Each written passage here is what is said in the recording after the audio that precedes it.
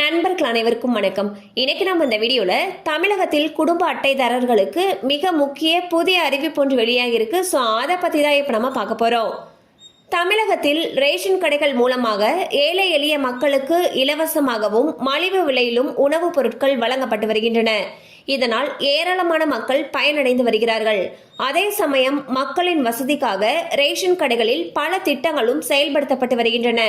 இந்நிலையில் விரைவில் தமிழக ரேஷன் கடைகளில் ஆவின் பால் மற்றும் பால் பொருட்களை வாங்கலாம் என்று பால்வளத்துறை அமைச்சர் மனோ தங்கராஜ் அவர்கள் தெரிவித்துள்ளார்.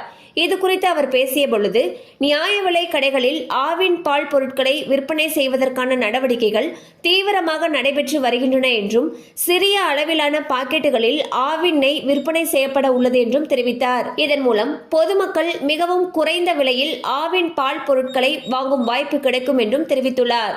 இந்நிலையில் இந்த புதிய திட்டத்தின் மூலம் தமிழக மக்களின் ஊட்டச்சத்து தேவையை பூர்த்தி செய்வதற்கும் பால் உற்பத்தியாளர்களுக்கு நல்ல விலை கிடைப்பதற்கும் வழிவகுக்கும் என்றும் எதிர்பார்க்கப்படுகிறது. மேலும் இது ஆவின் பால் பொருட்களின் விற்பனையை அதிகரித்து மாநில அரசுக்கு கூடுதல் வருவாயை ஈட்டித்தரும் எனவும் எதிர்பார்க்கப்படுகிறது.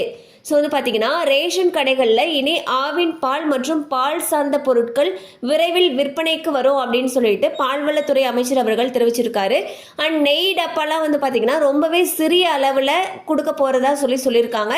இதனால் மக்கள் ரேஷன் கடைகள்லேயே பால் சார்ந்த பொருட்களை வாங்கிக்கலாம்னு சொல்லியிருக்காங்க.